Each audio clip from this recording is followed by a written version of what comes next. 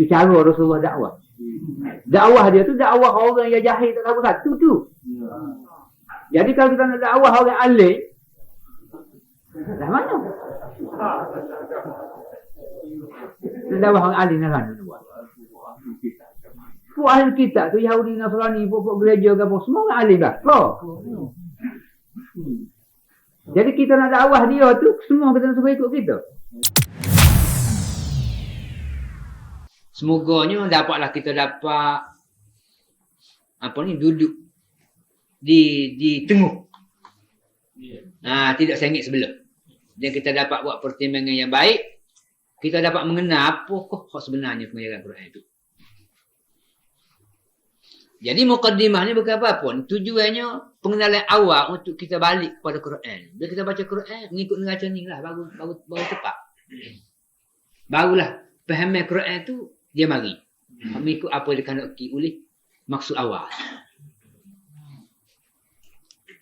Bagaimanakah persaudaraan Islam dibentuk oleh Al-Quran? Itu tajuknya.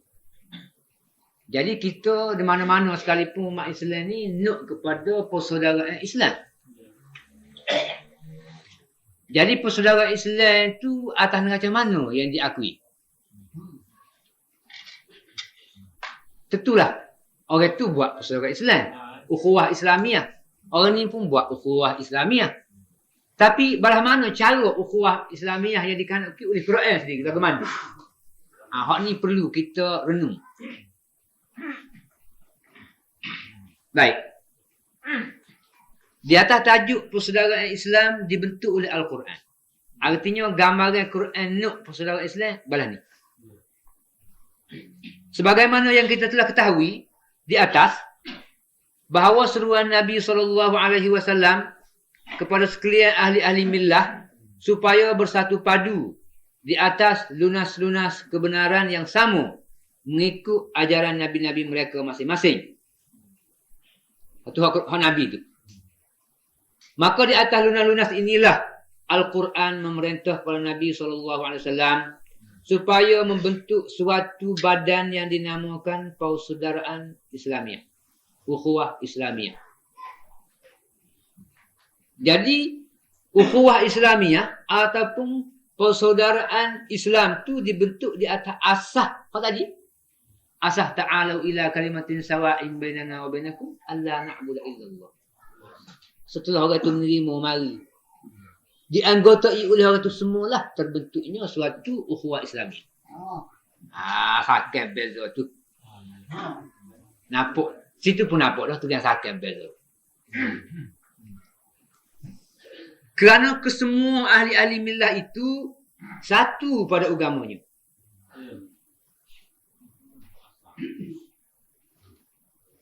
Tak kira ahli millah mana pun, agama tu satu je.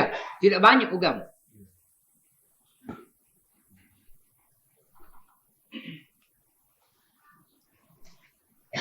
Ulama Islam pada zaman sekarang telah terpesong fahaman mereka tentang persaudaraan Islam ini.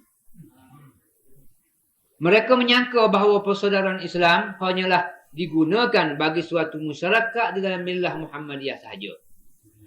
Mana-mana orang mengikut syariat Muhammad, orang tu je layak kita ajak dia masuk di dalam persaudaraan Islam. Dia boleh menjadi ahli berdaftar, apa arti? Orang tu je. Sama ada dia tu tak kira lah daripada bangsa apa pun. Asal dia tu di dalam millah Muhammadiyah. Sungguh pun begitu. Kita tengok di akhir-akhir ni, sudah dikecilkan lagi. Di dalam millah Muhammadiyah tu pun sudah dikecilkan lagi keanggotaannya, disepitkan lagi. Tidak kata peluah dah. Kau sepit lagi. Orang yang layak menjadi anggota kepada ukhuwah Islamiyah tu diketatkan lagi. Sebab kita tengok, misal, mana-mana mazhab Islam. Mazhab di dalam Islam ni banyak. Banyak. Cuma yang besarnya Pak tu. Tu besar. Termasuk juga besar selaginya 5. Dia termasuk selagi 5. Tapi hak tu dia pulau dah. Hak yang kelima tu Syiah. Syiah tu besar. Satu mazhab besar juga dalam Islam. Tapi orang pulau juga dia tu. Jadi selain daripada Syiah tu ada lagi mazhab-mazhab di dalam Islamnya. Hak tu terpencil. Terpencil. Tidak dikenali oleh kebanyakan orang dah. Jadi kalau setara Syiah tu dia pulau dah. Hak kecil lagi. Ada rasa.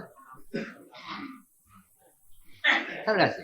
Jadi persaudaraan Islam di dalam konsep hak orang ada sekarang ni dalam milah Muhammadiyah pun tak menyeluruh. Jangan ke dalam semua milah. Sebab itulah umat Islam sendiri berkucar lana tak boleh baki sampai hari ni. Sama dia sendiri pun duduk peruduk sama sendiri. Dah pulau-pulau sangat timbul. Sangat timbul. Sebahagian orang je sanggup terima Syiah misalnya. Sebahagian lagi terus nah. Sehingga mengatakan dia tu hak berdoa lah, ada juga hak berdoa. Kata juga kau tidak Islam pada hakikat. Tak kata dengar pun kata kau. Ada hak sampai begitu pada. Macam mana dengan orang hak lain ada milah lain kita nak satu. Sedang dalam sama-sama milah Muhammadiyah pun tak boleh satu. Inilah duduk penyakit yang timbul. Akibat tidak lain. Kerana tidak kena di atas ri yang dikanaki oleh Quran tu. Jadi Quran nuknya di atas asas yang dibuat oleh Nabi SAW tu. Hak tu. Jadi bila hak tu, di dalam milah Muhammadiyah seluruh lah terbaktinya.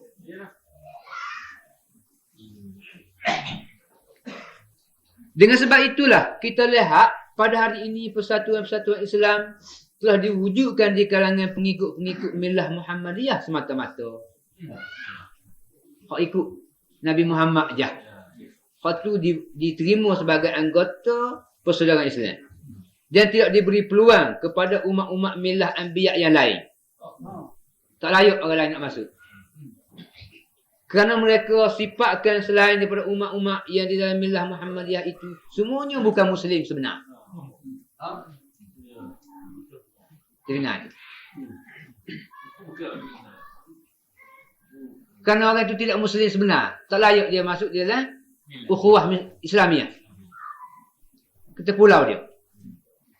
Bukan sekat itu saja. Hak di dalam milah Muhammadiyah juga. Pun, di pulau lah sebahagiannya. Itulah di pulau dah. Apa tu orang lain? Mereka telah lupa kepada asas-asas pengajaran Al-Quran. Bahawa mereka wajib beriman kepada malaikat. Kepada sekalian kitab-kitab. Kitab ilahi itu. Bukan kitab ada mau tulis tu, bukan. Kitab-kitab ilahi itu. Termasuklah suhuf-suhufnya. Kepada sekalian rasul-rasul. Tidak kan? Amantu billahi wa malaikatihi wa kutubihi wa rusulihi. Jadi rasul-rasul Tuhan tu banyak berdoa. Di antara ada Tuhan raya. Minhum man qasasna alaika. Di antara rasul tu ada Tuhan raya kepada Muhammad. Jadi Tuhan raya tu rasul-rasul di sekitar tanah Arab tu lah. 25 dibilang tu. Wa minhum man lam naqsus alad. Sebahagian besarnya Tuhan tak raya. Ke Nabi pun Tuhan tak raya.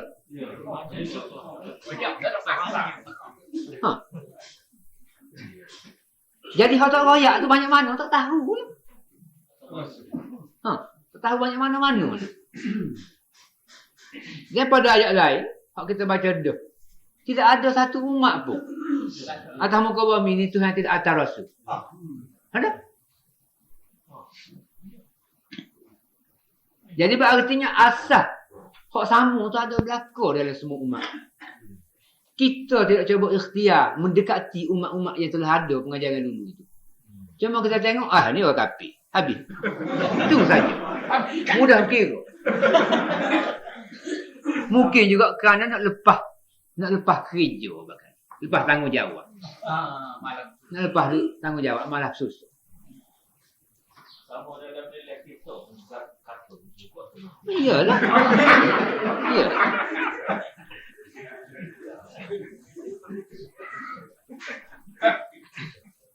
Dan juga wajib mereka beriman pula kepada qadar, baik dan jahat daripada Allah. Itu masuk dalam iman belaka.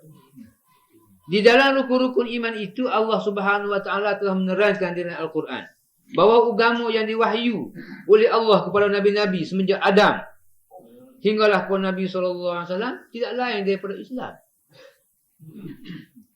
Inna auhayna ilaika kama auhayna ila Nuhin wan nabiyyin min ba'di. Tuhan wahyu kepada Adam, kepada Nuh hingga kepada Nabi Muhammad, kau tu dia. Tak ada muka lain. Berartinya mana-mana ambil sekalipun wahyu tu, ya. Tak ada muka lain belaka. Jadi semua tu tidak lain daripada Islam saja.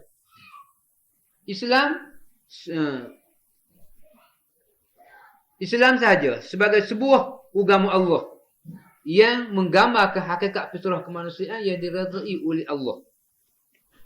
Artinya semua pengajaran itu adalah Islam belaka. Islam itu merupakan hakikat pengajaran Allah yang diredai oleh Allah. Kerana hak itu gambaran fitrah manusia. Tu benda.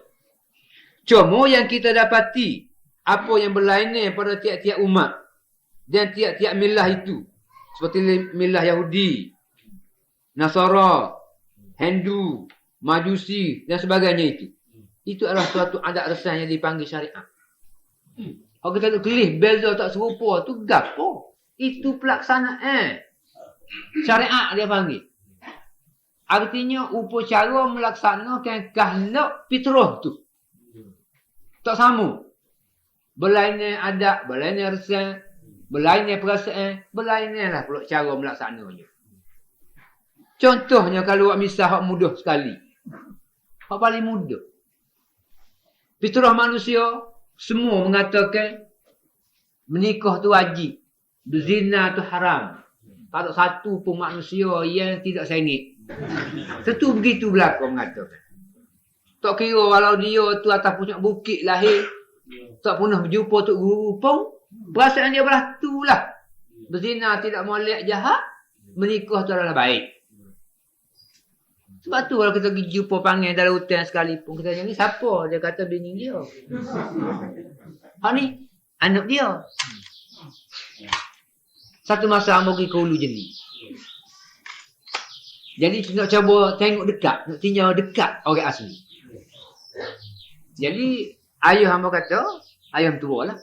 Dia kata ada dalam kebun getah tu, orang asli duduk buat ayak dia situ. Buat pondok situ. Kerana mencari buah-buah, bergabung semua kawasan tu. Jadi hamba ajak dia pergi. Nak tengok dekat. Jadi bila hamba pergi tu, ada seorang je duduk situ. Hak orang tua. Tua pun berkarya umur dalam perikat tak sampai 30. Hak jatuh. Lepas tu budak-budak sebenarnya. Budak-budak. Hak tua tak ada salah pun. Tak bila begitu, kita cuba interview lah sikit nak tahu lebih kurang. Jadi bila kita pergi, mula dia duduk jalan kok tepi gitulah. Bila nampak kita pergi, dia pun catat yang duduk tapusu. Tinggi dia. Dia buat tu kawasan pusu, tepi pusu. Jadi bila kita pergi, dia naik duduk tapusu, cekah tapusu. Tinggi dia pada kita lah. Duduk tapusu. Kita duduk bawah pusu, dah pusu tu tinggi. Tinggi. Dah. Pusu sekarang ni dah. Jadi kita pun belah-belah tu tengok budak-budak dia bawah ayak dia buat tu. Lepas tu duduk pasang apa ni, unggung kayu. Kita tanyalah. Kata ke mana pergi habis. Orang tua dapat budak ramah ni. Ada kata pergi cari makan lah. Tanya ni siapa dia budak-budak ni, anak belakang kau? Tidak, ni dia kata anak saudara. Ni anak dia. Jadi kita dapat tahu lah. Dia nikah juga rupanya. Sebab ada anak saudara. Bila ada anak berarti ada bini. Jadi berarti bini tu satu orang betina tu dia tak bercampur dengan orang lain. Sebab dia kata anak dia. Kalau bercampur ramai-ramai dia tak boleh mengaku anak dia. Nah. Berartinya hak perasaan asli nikah tu wajib tetap ada pada semua manusia. Asal ke manusia. Hak tu sama tu. Di antara sama manusia tu. Jadi atas asal hak sama tu lah. Hak ini kanak kirinya. Hak tu fitrah tu. Fitrah manusia tu. Jadi menggambarkan kanak fitrah tu belain ni. Jadi bila siapa nak menggambarkan kanak fitrah tu, kita tengoklah lah. Orang asli dia mau kata lah, kita pun tidak menyaksi. Dia mau kata dia beramak balik musuh. Dia mau kata nikah dia tu. Jadi bila dia tu jalan. Jadi tak ada soal lah walau macam mana beramak balik pusu, balik umi kayu. Itu satu rupa cara mengesahkan orang ni dengan orang ni. Tu je. Pas dalam milah lain pula. Pergi ke mahkamah. Buat surat perjanjian antara perempuan dengan lelaki. Daftar situ, tepek gambar. Istihad dalam akhbar. Yalah juga.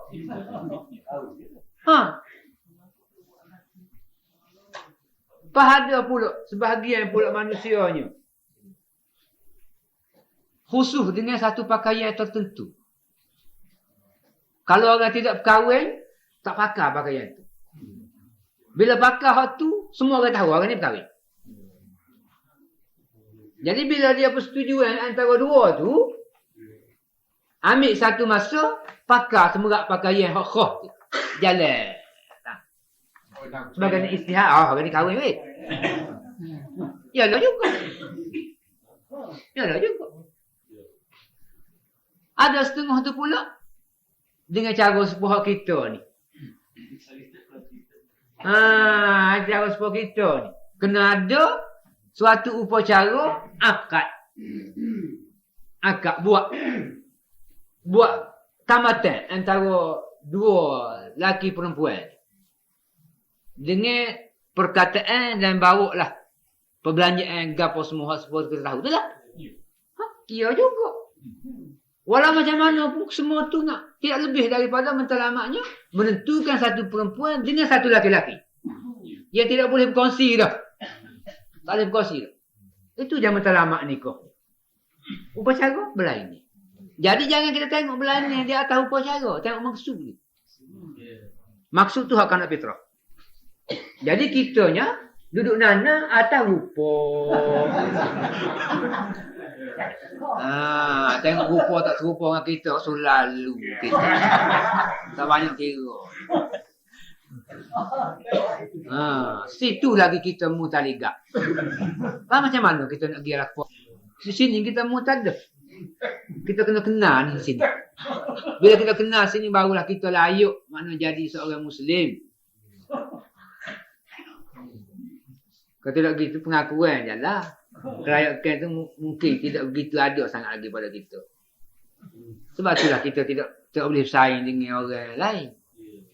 Tak boleh jadi orang antara bangsa. Orang kita ni jakung sangat lagi. Jakung dah kerana kita tu berasa kita je. Orang lain tu semua tak sepakat berlaku.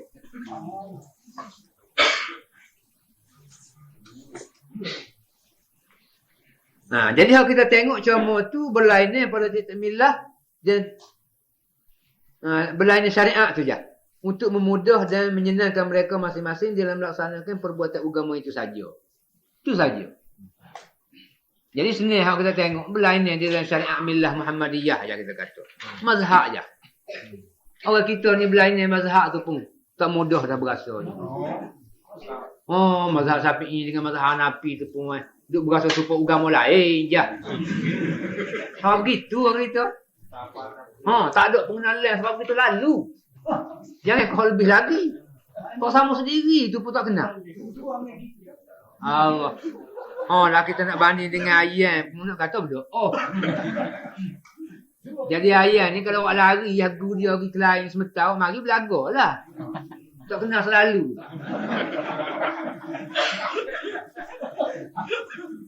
Nak kata tak situ takut betul lalu.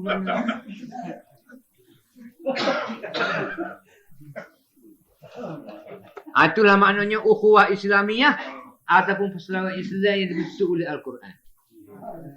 Jadi dalam hal begitu, Amar ada tengok di dalam Ruhul Ma'ani. Tafsir Ruhul Ma'ani. Besar tafsir tu. Begitu kalau susun berkali. Tinggi. Waktu dulunya 300. Waktu dulu. Waktu tahun 50-an. Allah ni yang merasa berkali dekat 1000 berkali aku. Dia ada 10 jilid. 10. Bertebal begitu. Jilid. Di dalam Ruhul Ma'ani itu, dia ada sebut. Dia sebut satu cerita. Berhubung dengan masalah ni lah. Jadi, ceritanya begini. Imam Suyuti rahimahullahu ta'ala, semua orang dalam mazhab Syafi'i ni disebut Imam Suyuti orang kenal lah. Dia ni satu orang yang banyak menulis. Dalam macam-macam bidang. Ilmu Quran, ilmu hadis, gapo, macam-macam menulis. Suyuti. Jadi, di dalam tafsir Ruhul Ma'ani itu, pengarang dia ambil riwayat peristiwa yang berlaku terhadap Imam Suyuti. Yang mutalamaknya nak membayangkan maksud ni, maksud persaudaraan Islam. Gapo cerita? Dia kata satu masa, Imam Suyuti ni, dia orang sentiasa duduk merenung dan mengkaji Quran. Dan juga masalah-masalah agama ni. Jadi dalam pengkajian dia berasa Islam ni kau ikut Nabi Muhammad je. Lain daripada orang yang berada di atas millah Muhammadiyah bukan berlaku. Dan tidak mungkin dengan Allah, tidak Islam. Begitulah. Keyakinan dia.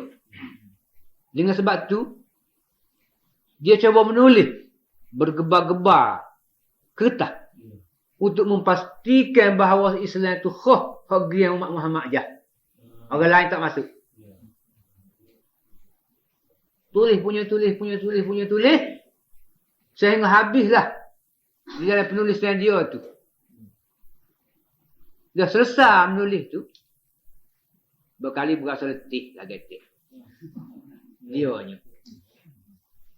Dia pun rebuh belakang. Sambil-sambil nak tidur. Bila-bila mikir. Hak tulis kat ni. Fikir. Gak. Mari satu ayat. Di dalam surah Al-Qasas. Ayat 53. Rasa lebih kurang. Ayatnya bunyi gini. Allazina atainahumul kitabahum bihi yu'minun. Wa idza yutla alaihim ayatuna qalu amanna bihi innahu al-haqqu min rabbina inna kunna min qablihi muslimin. Lah mari ayat tu. Maksud ayatnya gini. Orang-orang yang telah kami kurniakan kitab kepada mereka sebelum ini, sebelum Quran ni. Mereka itu beriman dengannya. Beriman dengan Quran itu, dengan kitab. Dan apabila Quran itu dibaca kepada mereka, mereka berkata, kami beriman dengannya. Orang baca Quran itu dia beriman kepada Quran. Sesungguhnya Al-Quran itu adalah kebenaran dari Tuhan kami. Sesungguhnya kami sebelum ini telah menjadi orang yang Muslim. Jadi bila sampai ke ayat itu, Suiti kata aku lah bukit tu, tipu atas dia. Wa ka'annama ulqiya alayya jabalun. Dia berasa serupa orang tahu bukit, bung atas dia. Pasal apa? Pasal dia dikhususkan Islam itu kepada umat Muhammadiyah saja. Rupanya tidak, dia kata. Tidak rupanya dia kata. Itu dia.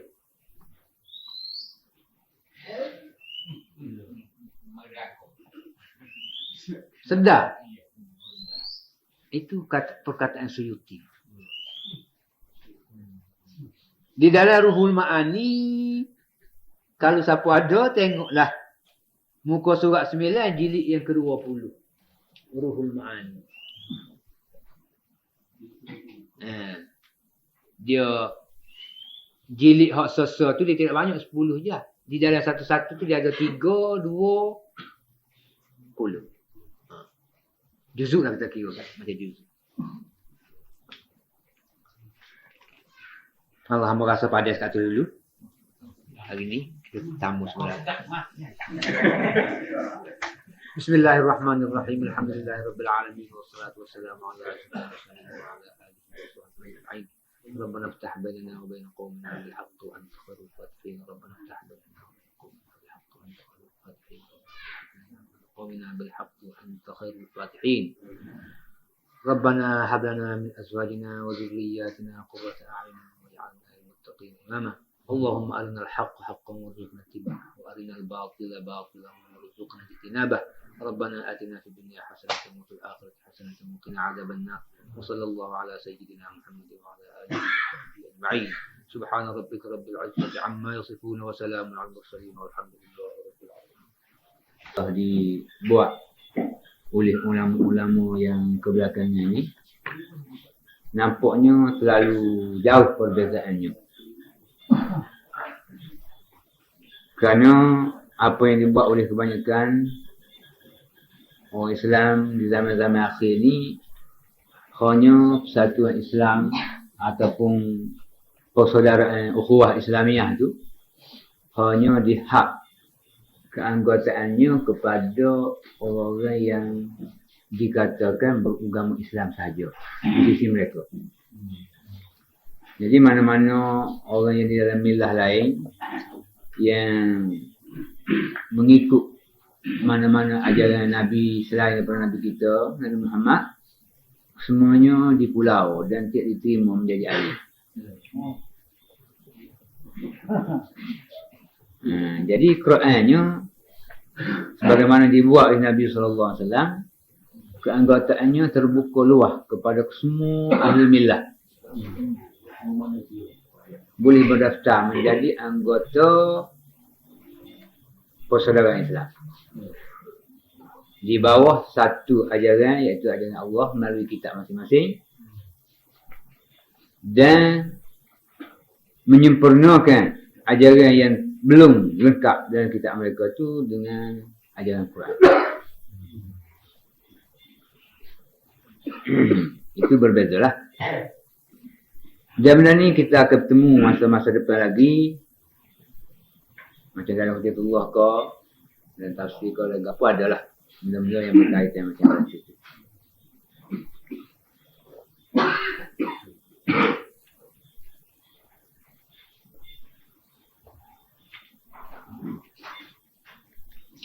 Jadi bagaimana yang kita tahu daripada hak kita baca dulu, Islam ni bermula daripada Nabi Allah Adam alaihissalam sehinggalah kepada kita sekarang. Artinya mana-mana pengajaran yang dibawa oleh para anbiya, semuanya itu Islam. Dan mana-mana umat yang beriman kepada kitab Allah melalui para anbiya mereka, orang itu mukmin di sisi Allah. Tinggal lagi iman tu bagaimana sebut dalam hadis lah, lebih daripada 70 syu'bah. Mana ada sikit, ada banyak, ada puluh, ada iman tu. Pada setengah hadis Nabi ada katakan al-iman yazidu wa yanqus. Iman itu boleh bertambah, boleh kurang.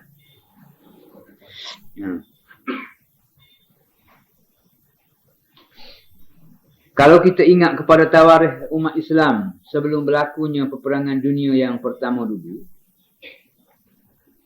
itulah kalau orang yang baca makna sejarah akan bertemu. Jadi umat Islam pada masa dulu, belum perang dulu, ada sebuah persatuan Islam yang ditubuh di Mesir, yang dipanggil Ittihad Islam. Jadi Ittihad Islam ni telah pun wujud dengan pimpinan almarhum Said Jamaluddin Afghani. Itu pengasasnya. Jadi persatuan Islam yang ditaja oleh Said Jamaluddin Afghani, seorang ulama Mesir yang terkemuka, dan juga ulama-ulama Islam di India dan lain-lain, dengan kerjasama lah. Pada lahirnya mempunyai ikatan yang amat luas dan pengaruh yang amat besar di seluruh dunia. Kalau kita tengok tak ada lah pada zaman itu, paling besar persatuan Islam yang dibuat menyeluruh.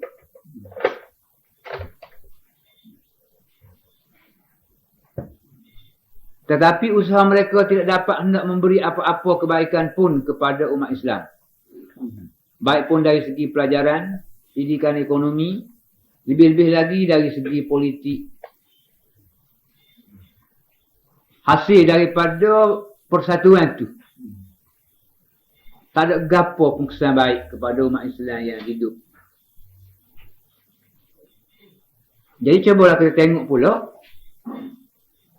hasil daripada mana-mana badan ikatan Islam tu. Adakah dia tu berhasil faedah untuk kebaikan Islam ataupun tinggal atas nama dan kerja-kerja yang tidak berbuah maknanya. Di situ tepatnya tu. Jadi setara yang ditaja oleh Said Jamaluddin tu, pengaruh besar dan juga keanggotaannya pun menyeluruh, tidak mendatangkan apa-apa pun faedah kepada masyarakat Islam. Dari segi ekonomi pun tak ada, dari segi ilmu pengetahuan pun tak ada, dari segi apa pun tidak ada. Cuma dari segi persatuan nama itu adalah. Jadi mungkin tinggal mesyuarat dengan mesyuarat begitu je lah. Sekali presiden, apa presiden pula buat projek. Itulah masalahnya. Itulah masalahnya. Jadi bila atas nama Islam yang ditaja balah tu penyakitnya banyak. Sebab kita tahu dalam hidup ni, dalam peringkat awal dulu sudah banyak berlaku di antara orang yang mengikut syariat Muhammadiyah ni dengan syariat Isa umpamanya. Ataupun dengan syariat Musa Yahudi itu. Pergaduhan itu sentiasa berlaku. Jadi bila Nabi SAW pada masa hayat dia tu, dia cuba menyatukan semua dan mendekat, merapatkan hubungan antara Nabi SAW, sahabat-sahabat dengan orang itu semua. Sebab itulah dengan hasil yang dibuat oleh Nabi SAW mengikut dakwah yang dikanaki oleh Quran itu, dia dapat bekerjasama, hidup dengan baik di kalangan orang Yahudi itu. Selain daripada orang-orang fanatik sangat di kalangan Yahudi kan. Sehingga musim perang orang Yahudi sanggup memberi bantuan alat-alat perang kepada Nabi. Sebab itu, dah setengah hak ahli kitab tu, hak tuk guru dia tu, pakai terus masuk pada Islam selalu. Sama di antara tokohnya di dalam milah dulu, dia masuk dalam Islam pula menjadi tokoh dalam syariat Muhammadiyah ni pula, misalnya sebab Abu Hurairah. Dia tu ulama ahli kitab tu. Bila mari Nabi SAW dia terus bersama dengan Nabi. Dia jadi ulama pula. Dan ni pula. Dan banyak lagi orang lain pun. Jadi bila mari di belakang ni, hak semangat tu sudah tidak ada. Jadi bila tak ada tu, cetuh mari semula hak penyakit sedia tu. Bila cetuh, mana saja yang badan Ittihad Islam yang dibuat, pihak musuh tengok selalu. Kemana nak pergi? Kalau benda tu nampak belum dapat mengalir ke mana-mana, dia cari saluran untuk nak alir pergi. Supaya jangan bocor, biar pergi tempat dia pergi. Bila gitu pergi saja ke tak apa satu. Tu jalan keluar tu mana dia buat. Jadi kalau tanya, setelah tanah Arab puluk tangan dia, India jatuh ke tangan dia, jadi ramai ada orang Islam ni maknanya duduk bawah tangan dia. Bila begitu, dia cuba memperdayai orang Islam tu. Sungguh pun dia tak boleh pengaruh keseluruhan, tapi sebahagiannya dia boleh pengaruh. Jadi dia pinjam tentera rupahan daripada India. Jadi tentera rupahan tu tujuannya untuk perang lawan Turki. Jadi beberapa kali perang pun orang Islam di India dia tahu Turki orang Islam. Enggak perang makan gaji. Nak setara mana sangat. Lepas bila tak benar. Jadi Inggeris sama-sama dia perang dia guna orang. Dia gaji sama askar dia. Jadi pada akhirnya dapat satu ilham baik bagi dia. Cara mana dia nak buat nak mengalah Turki ni. Dia hitung punya hitung, nampaklah satu jalan. Ada persatuan Islam yang berpengaruh. Yang berpusat di Mesir. Tokoh yang agung sekalinya Syed Jamaluddin. Dia siap dia askar cukup, alat kelengkapan yang cukup. Dia kecocoh Syed Jamaluddin. Dia kata, patut kalau dia kata mu ni duduk sokong Turki. Khilafah patutnya boleh mu lah sebab mu ni kurih kan. Osman Turki ni tak pernah mengenal dia. Tidakkah ada hadis al-a'immah min kurih? Orang layak jadi imam ni pasti dia kurih. Jadi Osmaniyah Turki ni tidak kurih. Kawan ni naik angin dekat lo. Ya lo tu. Ya lo tu. Jadi dalam hal gitu, dia pergi ke Mekah pula. Cocok. Apa Wahabi? Apa? Salih Hussein waktu tu. Mutul aku kata perang Turki dia. Kali ni dia kata. Kalau benar aku khilafah aku pergi mu. Sebab mu layak jadi khalifah. Sebab mu kurih. Baca hadis al-Imam min kurih. Tentu dah lah kalau balas juga. Dengan sebab tu mulalah perang. Jadi bila perang tu berjalan, Inggeris suruh upuh ulama-ulama Mesir tu pergi bertua. Kerajaan Osmaniyah Turki ni wajib diperacurkan. Kerana dia bukan kurih. Tak layak jadi khalifah. Tengah perang kali, rang tu suruh dalam radio. Hamba Allah hak perang, tak kamu. Jadi gomo tu lah menyebabkan kawasan-kawasan hak takluk jajahan Turki tu jatuh. Tinggal rumah dah tak utuhnya. Serambi-serambi habis. Artinya kuasa Osmaniyah Turki sudah hilang. Jadi bila sudah hilang gitu tu, tak satu lah, sesat lah dia. Betul lah bila selesai tu benar dia lah artinya waktu tu. Bila benar tentulah pihak-pihak yang tertentu hak tadi naklah kejanji tu. Nak kejanji? Hak pihak Mekah ni tutuplah perjanjian. Bila tutup perjanjian, lah. Dia sumak senjata kau balik sana. Kau badui. Dengan senyap-senyap mari serang Riyadh Saudi ni. Wik Saudi. Serai tu habis licin. Bak laki. As-Sa'ud. Jadi raja. Pas kali ni. Habis Syarif Hussein. Puak-puak kulis tu tak meninggal. Habis. Jadi ittihad Islam yang dibuat tu hancur dengan begitu je. Maka diri buat reti. Pasal apa? Pembinaan persatuan itu tidak mengikut asas yang dikandaki oleh Quran. Itu mentelamaknya. Jadi kehancuran dan malapetaka yang menipu badan Islam pada masa itu, pada pendapat saya, kata pengarang ni, tidak lain melainkan kerana kelemahan di dalam lunah-lunah pembentukan sahaja. Asas pembentukan itu tak cukup. Lemah situ. Kerana tidak mengikut asas-asas pengajaran Al-Quran. Asas ajaran Al-Quran telah menyeru supaya terbentuk persaudaraan Islam itu dari sekalian umat yang berlainan millah. Itu Al-Quran naknya. Mengikut asas-asas kepercayaan mereka dan beriman mereka kepada kitab-kitab yang dibawa oleh nabi-nabi mereka masing-masing. Atas asas tu, ta'alau ila kalimatin sawa'in bainana wa bainakum tu. Jadi atas asas hak persamaan itulah dibentuknya ukhuwah Islamiah.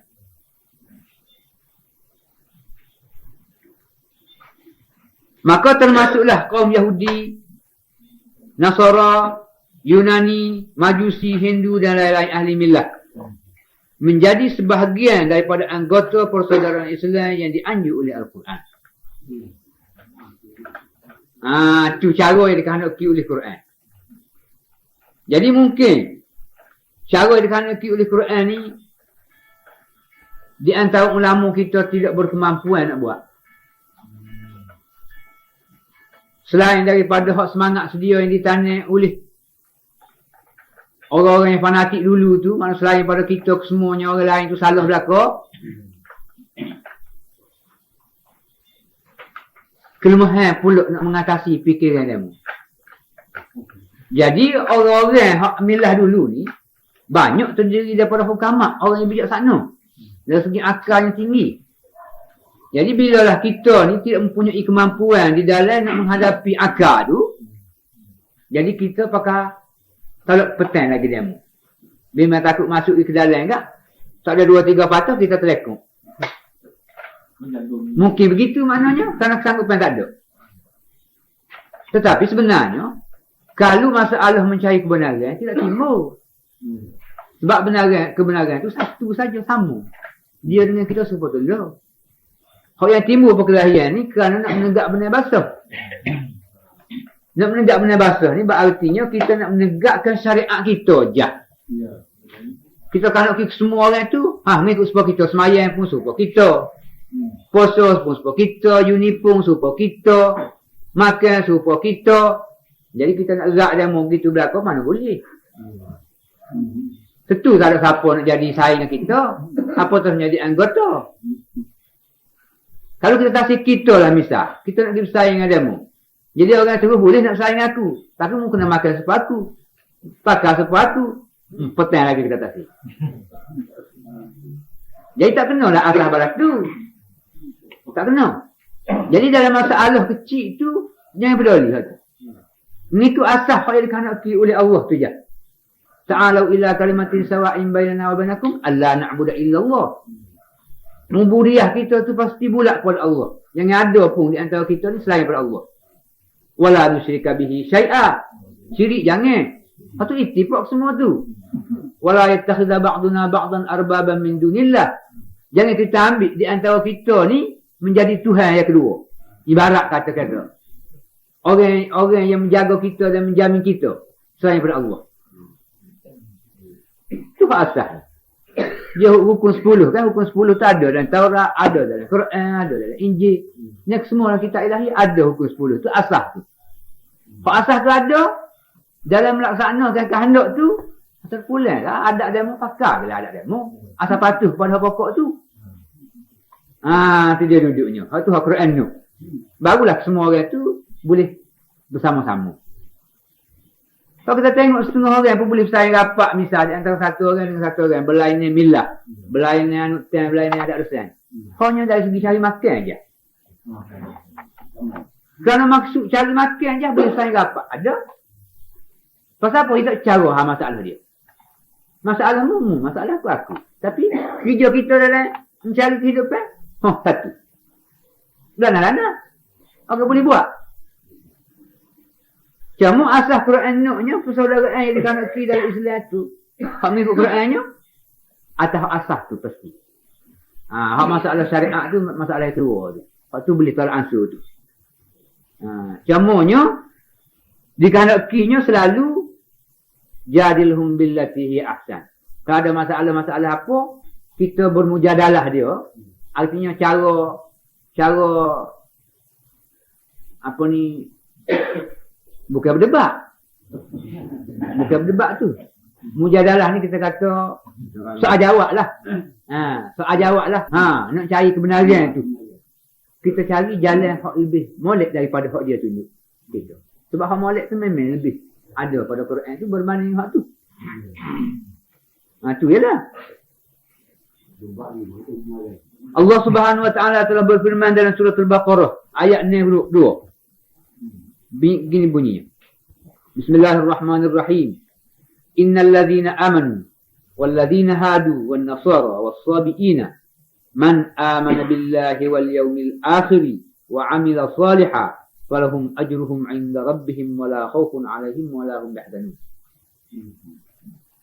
Maksud ayatnya, sesungguhnya mereka-mereka yang beriman kepada Nabi SAW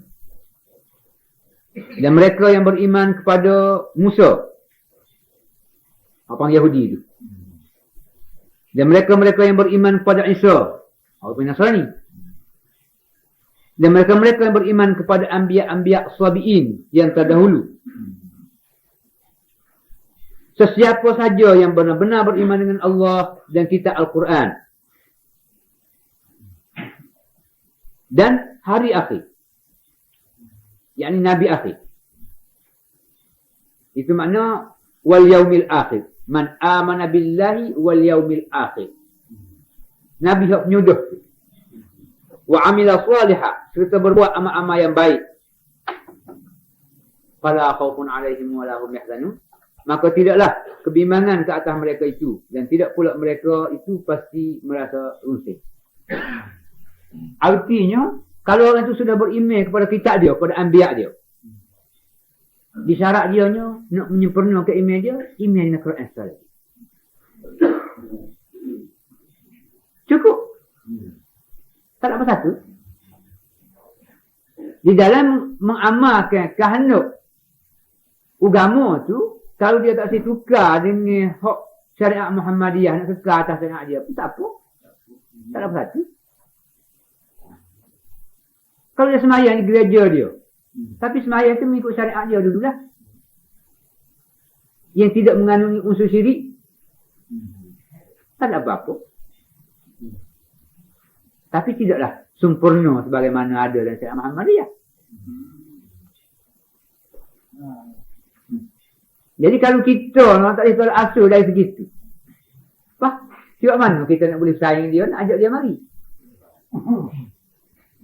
Contohnya misal, kalau kita ajaklah orang asli termasuk Islam, pergi ke dia larang makan beruk, larang makan beruk, suruh makan sepuluh kita, lepas suruh semayang, saya ke habuk. Pasti susah, payuh. Jadi kalau Rasulullah tengok Rasulullah buat dengan orang Badui pada masa dulu, pertama sekali nak suruh dia mengaku dah dulu Nabi SAW ni utusan Allah. Cukuplah. Bila dia mengaku tu, dia tunduk, dia hormat. Bila dah lama sikit nampak jinak, suruh kat dia semayang sikit, suruh semayang je. Faham ke lain? Oh tak salah, semayang saja sudah. Dah lama, tambah pula. Satu Arab dulu, setelah dia tu mengiktiraf Nabi SAW sebagai Rasul, dah lama tak cara dia. Jadi dia sudah berasa dia dengan Rasulullah. dari segi kebaikan Rasulullah, daripada tunjuk ajar Rasulullah tu. Tak nak benda, mana benda yang dia nak tengok munggah hudud. Dengan sebab tu dia cuba berasa nak mendamping. Dia mari. Ajar kat dia agama. Nak mendamping dengan Allah. Kata Nabi kalau gitu, dia sudah buat pengakuan syahadah tu, tak setia tu, semayang je lah dia kata. Jadi dia pun terimalah hak Nabi kata semayang tu. Lepas dia tanya, hal alayya ghayruhunna? Adakah lain pada tu? Oh, tak ada. Tak ada. Semayang saja. Tak ada. Ha? Dah lama dia berasa sedap dah. Dengan semayang tu berasa kalau ada lagi, mari pula. Jadi Nabi tengok suasana dia tu. Puasa lah. Sama. Hal alayya ghayruhunna? La. Illa an tatawwa'. Tak ada. Kalau nak buat pun hak sunat-sunat boleh. Kau dah tu je. Tengok. Beransur ni. Tu cara Rasulullah dakwah. Dakwah dia tu dakwah orang yang jahil tak tahu satu tu. Jadi kalau kita nak dakwah orang alim, dah mana? Nak dakwah orang alim dah mana buat? Puk ahli kitab tu, Yahudi, Nasrani, puk gereja ke apa, semua orang alim dah. Jadi kita nak dakwah dia tu, semua kita nak suruh ikut kita. Kita kena cari titik persamaan kita dengan dia mengikut pengajaran Allah tu. Hak tu. Hak prinsipal tu kita koci situ dulu. Hak lain kita cara lah. Dia jinuk hak tu sudah dulu.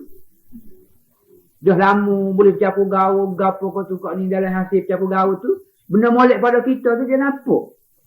Kita yang tidak ada pada dia pasti dia kenal. Waktu tu dia bila kasih sayang tu ada. Aku nak tahu lebih sikit lagi. Baru kita wayak pula Quran ini dia. Tu dia duduk. Jadi waktu yang dikandaki mengikut ajaran Quran ni. Tidak kata buka kat mari siapa nak masuk. Tak tahu pada ikut. Tidak lah. Dia ada asas tu.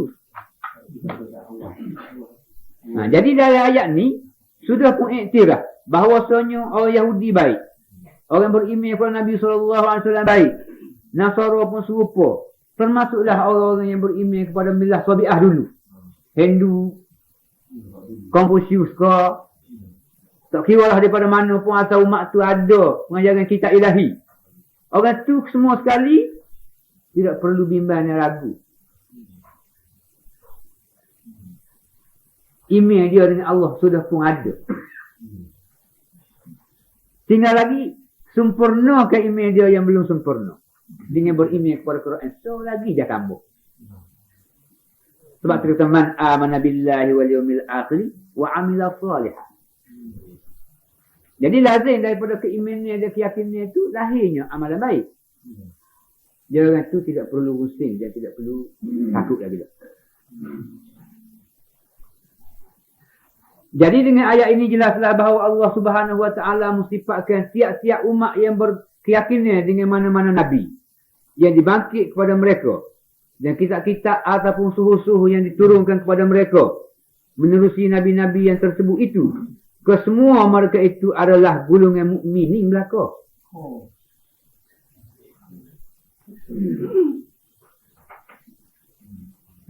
Tidak pada dalam Quran kan?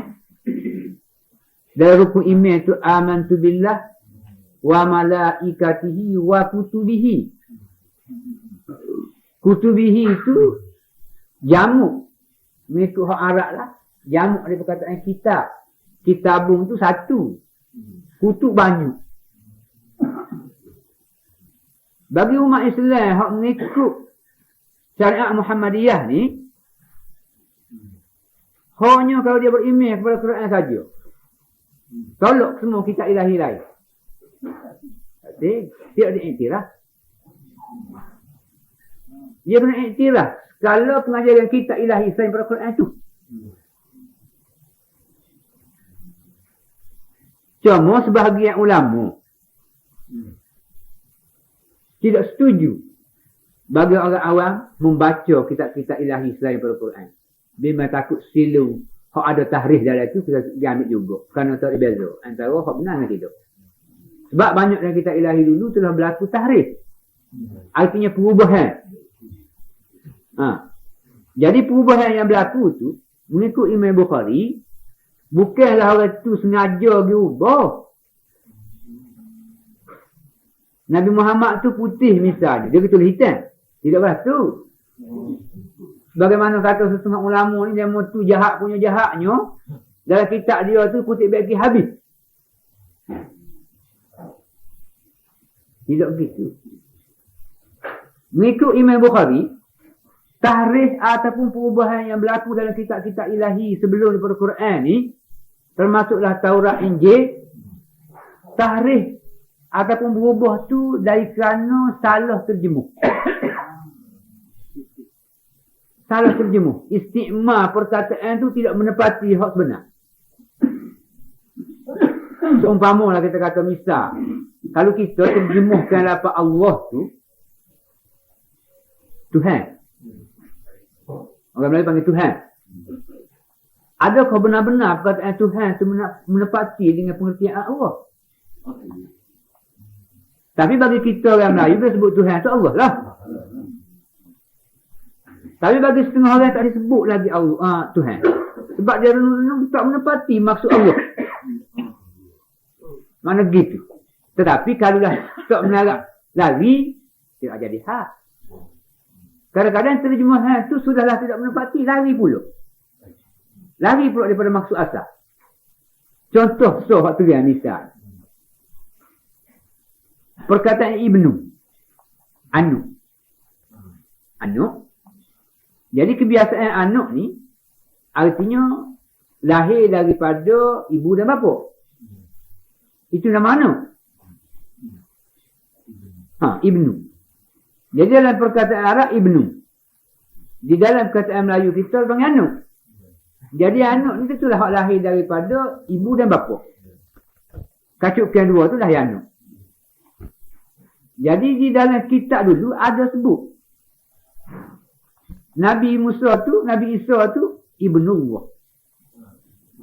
Ibnullah.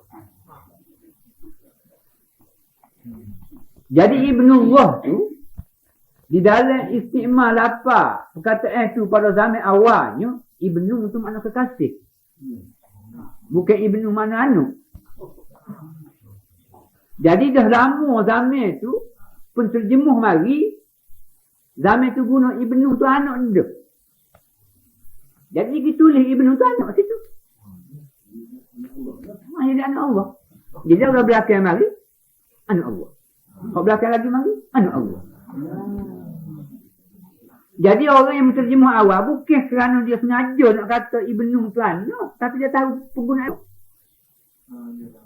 Itu dia duduknya. Jadi berlakulah tarik. Itu contoh paling dekat. Dia banyak lagi perkataan-perkataan balas tu. Supaya juga dalam istilah Melayu kita pun banyak. Itu punca berlaku tahrif. Itu mengikut keterangan Bukhari.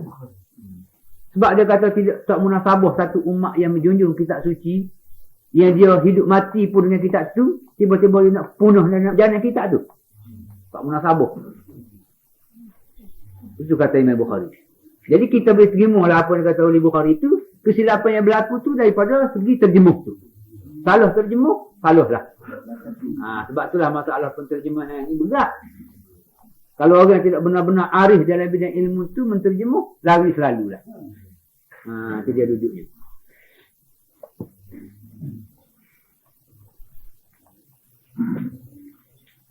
Iman adalah suatu sifat yang berlebih kurang pada diri tiap-tiap seorang manusia. Nabi Muhammad SAW telah bersabda menyatakan perumpamaan iman itu seperti pokok yang bercabang-cabang dahannya. Bukannya suatu sifat yang bulat dapat dilengkapi oleh seseorang itu pada dirinya dengan sekaligus. Artinya kita nak ambil iman itu bulat. Cukup 100% tak boleh. Iman itu kita boleh tambah. Kita boleh jadi kurang. Misalnya satu ilmu. Jadi kalau kita terima ilmu setakat tu je. Tidak mengkaji dan tidak berusaha. Ilmu kita setakat tu je. Kalau kita tak cara ke dia, kalau ada setakat tu dia habis pula. Habis lagi. Sebab itulah kita biasa bertemu lah di antara orang-orang yang belajar lah. Kalau zaman dulu lah duduk pondok hingga sampai 15 tahun. Duduk pondok. 15 tahun duduk pondok ni kurang-kurangnya boleh dah jadi lebar kapung. Apa paling benuk. Apa paling benuk lah tu. Ha. Kalau lah dia sejenis orang tidak benuk, orang sekedik boleh jadi guru dah. 15 tahun jadi guru. Jadi dengan 15 tahun tu kita tengok setengah orang tu habis percuma gitu je. Pasal apa? Bila dia balik ke rumah, berumah tangga, dapat anak, sibuk dengan kerja cari makan, tak cara ke ilmu. 5 tahun, 10 tahun, nak baca kitab hak ngaji tak boleh. Habis. Tetapi, hak orang yang ada kesedaran, berfikir apa masa sudah habis 15 tahun tu. Tiba-tiba, ambil tugas baru. Sendiri ke rumah tangga, mencari kehidupan. Dia tak tinggal tu. Segala kitab-kitab pelajaran yang dia belajar dia tak tinggal. Pasal apa? 15 tahun bukan sikit masa rugi. Masa rugi, umur rugi, dan harta pun rugi. Jadi kau tinggal saja gitu, tahu berarti, tak ada guna. Akhir, nak kerti satu benda, kita tanya orang. Kita ngaji. Banyak hak berlaku balas. Sehingga dah tua, mari berasa nak ikut lebar semula, sehagih-hagih, kita cari orang lain pun dah lah. Kalau tak bergamuk ke cari orang pun, kebek-kebek kita jauh tu, bacalah lebih kurang. Pada tu je lah. Ha, itu satu kurian. Ha?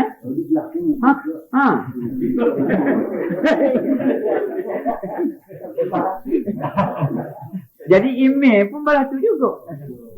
Balas tu juga. Mana kalau kita usaha gila dan usaha mendalami cari, dia bertambah. Kalau kita biarkan gitu, dia akan kurang. Al-iman yazidu wa yanqus, kata Nabi. Iman itu dia boleh bertambah dan dia boleh kurang. Pada setengah hadis kan misalnya, ibarat kurang-kurangnya iman itu boleh kurang terhadap orang yang mabuk. Bila satu orang itu mabuk, Nabi ibaratkan iman dia duduk beligar di atas kepala. Artinya sewaktu dia mabuk tu, keimanan yang masih ada tu. Yang kata cabut tu udak juga. Sebab hilang dia masuk pula. Dia beligar atas tu je. Nati hilang mabuk je. Bila mabuk, hilang tu mari pula. Artinya moga tu boleh hilang. Boleh cabut.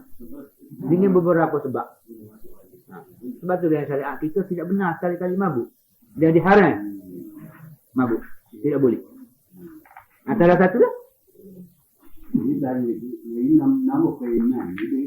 Dengan ilmu lah. Dengan amal pun. Ha? Sebab iman ni bukan ilmu saja.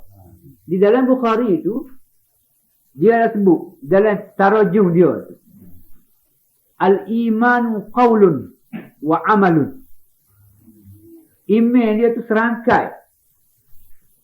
Sama ada dari segi tutur kata, dari ilmu lah artinya. Kalau kita tak ada ilmu, tak boleh wajah, tak boleh kecek. Dari ilmu, ataupun dari segi perbuatan. Jadi perbuatan itu melahirkan iman juga. Misal satu orang yang selalu membuat kajian, penyelidikan. Dengan ilmu dia, dengan praktikal dia. Melahirkan satu natijah. Mendatangkan keyakinan lebih daripada hak pertama. Hasil daripada dia okey je buat. Kemahiran kita kata dulu ni dah. Itu nama tu. Imam Muslim bin Hajjaj telah meriwayat daripada Abi Hurairah radhiyallahu anhu bahawa Nabi sallallahu alaihi wasallam telah bersabda, "Al-imanu bid'un wa sab'una syu'batan wal haya'u syu'batun minal iman." Iman daripada 70 cabang. Banyaknya. Malu tu satu di antara cabang iman. Sifat malu. Itu sebahagian di antara sifat iman. Pada setengah hadis lain kan, al-haya'u minal iman. Malu tu sebahagian iman. Satu bahagian, ya. Dia banyak. 70 tu bukan maksud bila 2 hingga 70. Artinya banyak.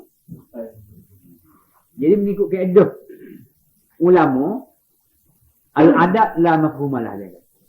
Bila ada perkataan-perkataan yang berbilang-bilang disebut di dalam syariat. 70, 100, 200. Bukan maksud bilangnya tu. Maksud nak banyak banyak. Gitu. Jadi berartinya iman ni banyak berdoa peringkatnya. Hak paling kecilnya misqala habbati khardalin min imani. Hak tu paling sikit sekali. Dakhalal jannah. Ada besar butir sawi je masuk syurga lagi. Kecuali kalau sikit abu. Itu tak ada sebab lah. Tak tahu siapa-siapa lah.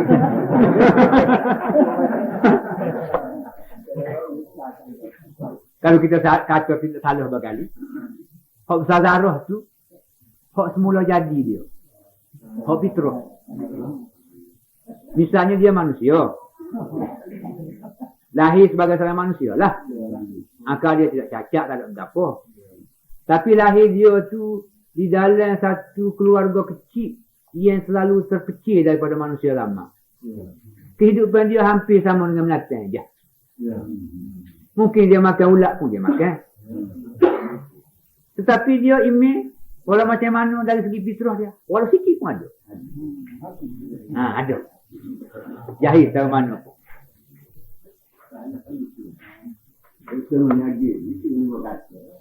Itu iman. Mereka pandai orang buat tapi buat sejarah. Pandai orang. Maka termasuklah di dalam gulungan itu umat-umat dalam satu millah yang beriman kepada nabi-nabi dan kitab-kitab mereka masing-masing. Termasuk dalam ni lah. Termasuk dalam Syu'batu ni. Termasuk dalam 70 ni. Jadi umat-umat lain pun termasuk dalam gulungan itulah belakang. Artinya dia tu ada iman dia tu. Diiktiraf oleh Quran dan juga hadis Nabi pun sudah memberi penjelasan itu. Tetapi iman mereka itu tidak memadai dan mempunyai martabat yang diridai oleh Allah Subhanahu Wa Taala pada zaman perkembangan umat dan tamadun yang luas. Jadi memandang kepada proses alam ni, kadar iman yang ada zaman dulu tu tidak muktabar pada zaman dulu. Tak dikira. Dia kena sesuai dengan zaman law ni pula. Sebab itulah makna kalau kita zaman dulu tidak mengaji sekolah misal. Hidup di kampung je. Jadi kalau kita nak bersaing dengan orang, kita kena ambil ilmu orang law ni lah. Cara hidup orang law ni. Suasana keadaan law ni. Barulah kita orang tengok. Tidak orang darab doa. Cuma ilmu tak main sekolah je. Itu saja. Pergaulan kita boleh saing dengan dia. Betul. Tak main sekolah tu lain. Sebab biasa kita dengar orang tak mengaji sekolah. Kita kira dia 3 jam dulu dah. Tak mengaji sekolah. Tak pernah sabar kalau orang belatu minta kerja boleh. Tetapi oleh kerana dia mahir bercampur gaul. Berkenalan dengan orang tu, orang ni, dengan siapa orang besar pun berkenalan. Orang sudi memberi dia kerja. Dalam jabatan kerajaan juga. Dia layak dengan dia buat kerja. Ada sebab dia layaknya. Tak mana baca, tak mana menulis pun. Ada sebab dia layak. Jadi sekaligus orang cakap semua ramai dia. Jadi begitu juga email hak dalam peringkat dulu. Kalau sekira dia tu tak dapat sesuai dengan email peringkat zaman sekarang, maka terlalu jauh lah. Jadi untuk hidup zaman sekarang ni, kenalah baiki. Supaya kita kata di antara akidah, menjadi akidah lah. Pegangan umat Hindu pada masa dulu. Bila bini mati, tu lelaki pun kena mati sekali. Tak? Tapi hidup zaman sekarang tak boleh dia mengarah tu, kena baiki lah. Sebab yang diregani mari dia baiki. Jadi tidak terkorban adalah umat Hindu dengan kerana tu. Itu satu persesuaian zaman artinya. Artinya kekurangan dalam milah. Kekurangan dalam milah dia tu. Pasti dia lekat dengan hak baru. Jadi mungkin dia ambil daripada hak mana-mana dia fikir munasabah. Pakar bagi mak dia. Tengok kemudaratan. Jadi benda batu di kanak kirinya. Tapi kadang-kadang kita dihijab, didinding oleh tradisi kita yang begitu sebab, kita tak nampak kebaikan yang ada balik sana. Itu soalnya. Sebab tu Syahrullah dan Hujjatullah dia sebut. Seseorang yang nak dapat keperingkat yang baik, Dia kena pecah dengan tabir-tabir. 3 hak besar. Ada 3 tabir besar. Kalau tak pecah tabir itu dari diri kita, benda molek kita tak boleh terima. Walau seberapa molek benda tu pun tak boleh terima. Ibarat orang mata tidak nampak. Curah belah mana mentari pun gelap bagi dia. Pertama sekali, hijab su'ul makrifat dia panggil. Tabir ataupun benteng salah pengenalan awal orang kita tidak betul. Misalnya kata lagu mana kat agama ni. Nak belajar agama. Bolehlah agama ni mu kena sembahyang. Bicara. Mu kena mengaji Quran. Baca Quran lah, bukan baca Quran. Mu kena mengatik. Jadi hamba Allah yang tak biasa kenal kau satu lagi, disogok hak tu ke dia, dia rasa ni lah agama. Jadi bila orang mari maksud agama pengajaran tu dia, tak ni dia. Ni agama semati.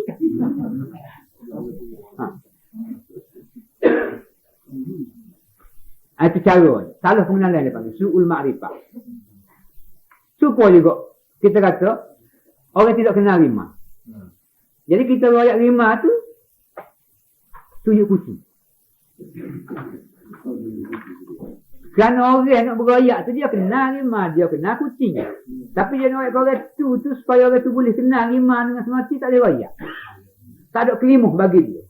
Timu-timu nak royak, lagu tu lah rimah. Jadi bila begitu kalau tu bersatu rimah. Jadi bila temu rimah besar pun dia tak kata rimah lah, tak sebut lain. Tu su'ul makrifat dia panggil.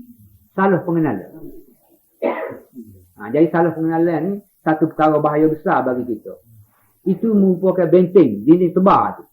Untuk kita mengenal barang baik, barang benar. Yang kedua dia panggil hijab rasmi. Resan. Adat kita. Besar juga ni adat resan ni. Adat orang tua-tua kita balas ni. Jadi nak langgar adat orang tua-tua. Dia berhijab. Jadi kerana adat tu situ tu barang benar balik sana, tak boleh. Bila orang kata, terkir buat berapa gak? Jadi apa satu terkir. Oh, hijab-hijab lagi buat. Tu guru berapa hari baca dia dulu pun dia kata. Bukan orang lain tu guru. Takkan tu guru tak berhenti. Ambus situ. Takkan tu guru tak berhenti. Guru takkan berhenti. Kenapa? Dia kenal tu perbuatan orang tu. Dia tak tanya orang tu buat sambil di mana. Sebab apa? Jadi bila ada orang mari menerang aja. Tenang selalu. Automatik. Ibaratnya tu boleh katanya suruh automatik lah tu. Untuk tenang kebenaran.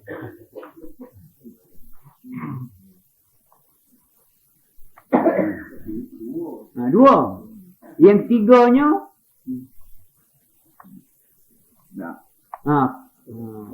Qabi Isa lagi.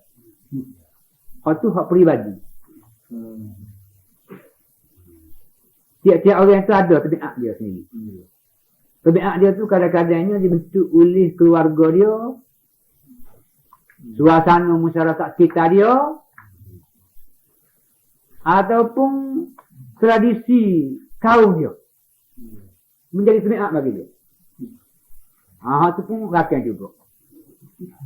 Rakan juga tu. Tabiat. Tabiat misal umpama orang yang bahasa gelojoh makan umpama. Tabiat makan gelojoh.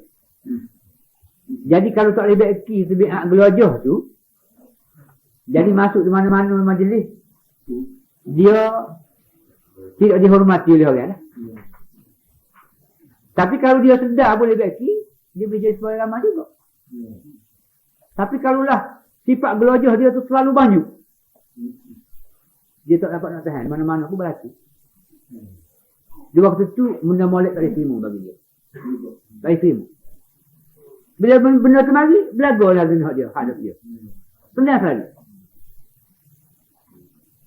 Jadi benda tu semua tu berarti kita sendirilah tahu apa pada kita.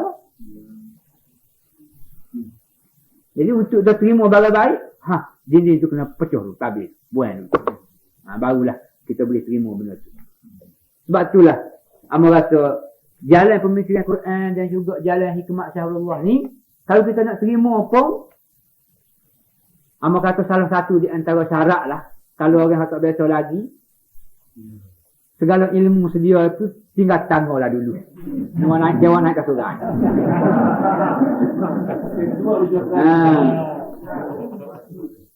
Awak mari di rumah tu, sekali tinggal situ, sekali dengan selipar-selipar tinggal situ, naik kita kosong, dia buat mari dengan dia. Pahala balik kalian, galah balik semua lah. InsyaAllah baru boleh faham hikmat syahrullah dan ilmu Quran untuk jalan syahrullah. Kalau kita awak mari jat rumah tu penuh dah, awak mari sini, sendiri selalu. Tak ada apa-apa.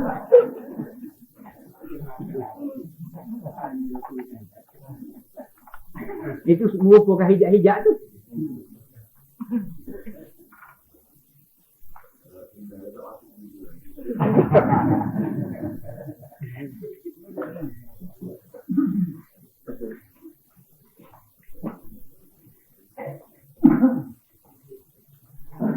Dengan sebab itu diperintah supaya menyerukan mereka itu menerusi lunah-lunah iman yang telah ada di dalam sunubari mereka.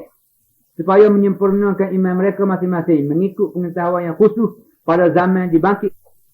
Dengan mengakui beriman kepada selian Rasul-Rasul yang segala kitab-kitab mengikut pimpinan Nabi Muhammad SAW dari panduan Al-Quran. Dalam permainan Allah Subhanahu Wa Taala dan Surah Baqarah ni ayat 136.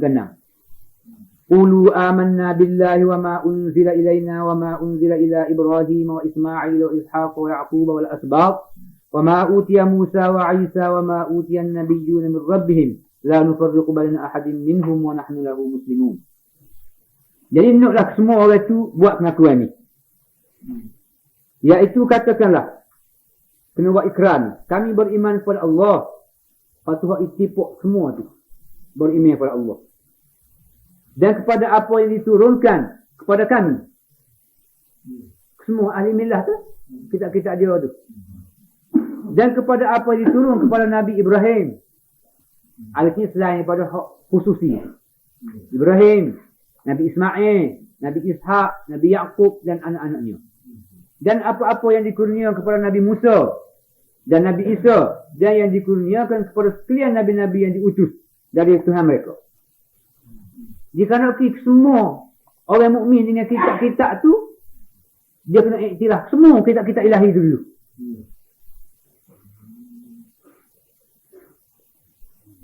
Sesungguhnya kami tidak akan membeza-bezakan di antara seorang mereka sebagaimana dilakukan oleh golongan-golongan yang fanatik terhadap nabi-nabi mereka masing-masing. Jadi kita tak nak beza, nak lebih kurang di antara nabi-nabi tu, jangan. Semua tu kita nak ambil sebagai nabi kita belaka. Kalau dulu tu.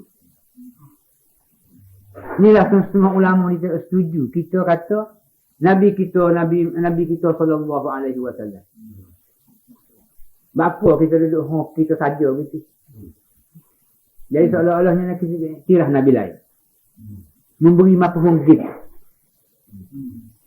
Makna kitanya nak care kita seorang yang Muhammad tu mana ni begitu. Semua ulama tidak kena kata nabi kita. Bukan setakat 25 je.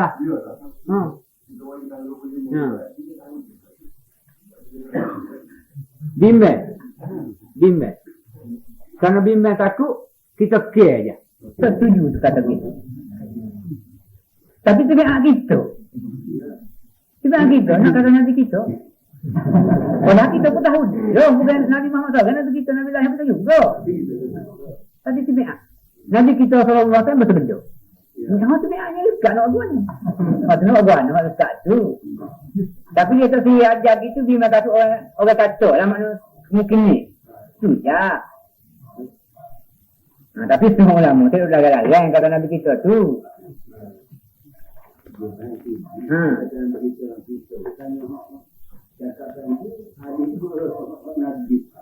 Macam kita.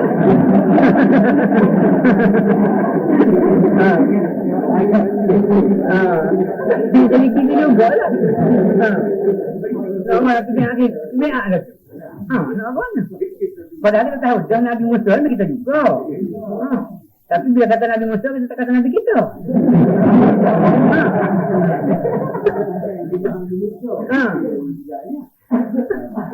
Musa kita berjumpa kita lah. Nabi Musa ada kata. Diam. Kita tak kata, makna Nabi kita Musa ada berkata. Ada. Seolah-olah dia tidak mengaku Nabi kita. Walau bukan gitu. Kenapa mana? Jadi be'ah. Be'ah je tak ada apa-apa.